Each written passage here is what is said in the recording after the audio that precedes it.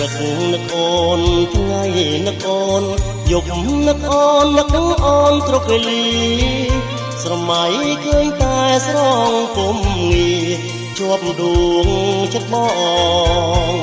នឹកអូននឹកអូនដឹងឬទេដឹងទេថាបងនឹកណាស់ពេលវេលារដូវចិត្តខ្លាំងបងនឹកអូនណាស់នឹកណាស់ខ្លាំងមិនបានខ្លាស់មិនបានខ្លាស់មិនបានតាកលយានដឹងទេថាបងនឹកអូនព្រឹកនឹកអូនថ្ងៃនឹកអូនយប់នឹកអូនគ្រប់វេលា